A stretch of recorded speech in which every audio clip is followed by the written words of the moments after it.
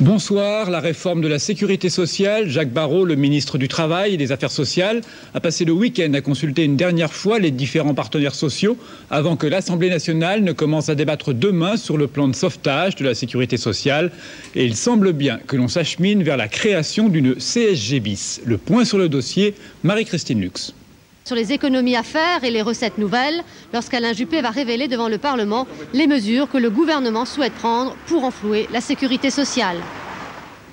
La réaction de Laurent Fabius ce soir pour le président du groupe socialiste à l'Assemblée. La réforme de la sécurité sociale s'annonce comme un plan cotiser plus pour toucher moins.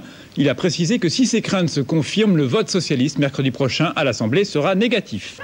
250 000 Israéliens se sont rassemblés ce soir à Tel Aviv pour honorer la mémoire d'Yitzhak Rabin, assassiné il y a une semaine. Seule sa veuve, Léa Rabin, s'est exprimée lors de ce rassemblement. La correspondance de Marius Chatner de l'AFP.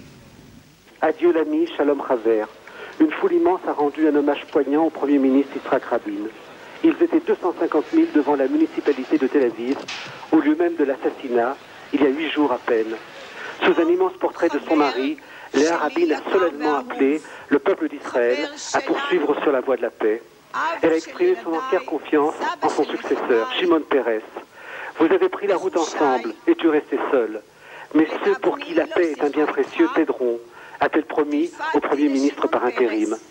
Les manifestants, jeunes pour la plupart, tenaient des bougies à la main, brandissaient des colombes de paix ou portaient des pancartes proclamant non à la violence. Israël ne doit plus jamais perdre sa tête. Les Croates et les Serbes se sont mis d'accord sur la Slavonie orientale, la région frontalière entre les deux pays. Une signature en 2 temps par les Serbes tout d'abord en Slavonie, puis quelques heures plus tard par les Croates à Zagreb. Ils se sont entendus pour reconnaître l'appartenance de la Slavonie à la Croatie, un point qui était litigieux depuis le début de la guerre en ex-Yougoslavie. De gigantesques avalanches dans l'Himalaya, plus de 50 alpinistes et randonneurs sont portés disparus. Parmi eux des Britanniques, des Canadiens, des Allemands et des Japonais, mais pas de Français selon le ministère des Affaires étrangères. Seuls 18 corps ont été pour l'instant retrouvés par les secouristes qui continuent leurs recherches ce soir. C'est la plus grave catastrophe naturelle survenue jusqu'à présent dans les montagnes du Népal.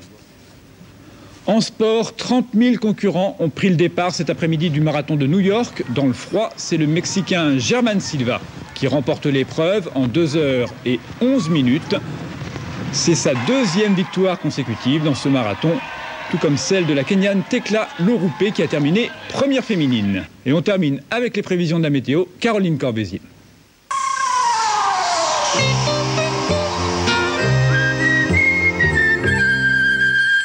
Somfy, automatisme pour volet roulant.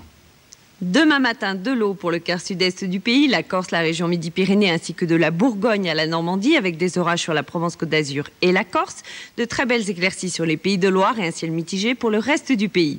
L'après-midi, le ciel restera chargé et orageux sur la Corse et la Provence-Côte d'Azur. Nuages et pluies persisteront sur le massif central, la région Rhône-Alpes, la Bourgogne, l'Île-de-France et la Normandie. La neige fera son apparition sur les Alpes au-dessus de 1600 mètres et de belles éclaircies sur le nord, les Pays de Loire, la Bretagne et l'Aquitaine. Quant au mercure, il affichera 7 degrés à Strasbourg, 11 degrés à Paris et 18 degrés à Ajaccio. Tout de suite, on retrouve Thierry Gilardi et toute l'équipe du dimanche. Excellente fin de soirée.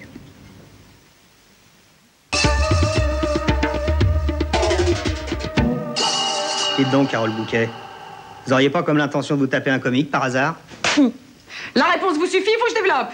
Espèce de charogne! C'est quoi? C'est surprise, surprise, il y a des caméras planquées? Moi, je pense qu'un peu de calme vous ferait du bien. Vous êtes Michel Blanc? Je sais pas, il est encore trop tôt là. Michel Blanc invite ses potes Bouquet, Clavier, Noiret, Junio, l'Ermite, etc.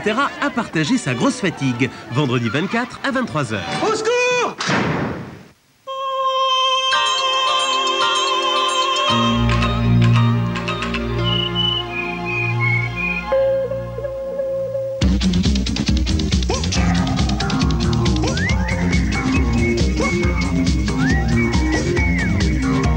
Ce soir, grande soirée américaine dans l'équipe du dimanche avec en direct le match phare de football américain entre les deux équipes des années 80-90. Dallas reçoit San Francisco.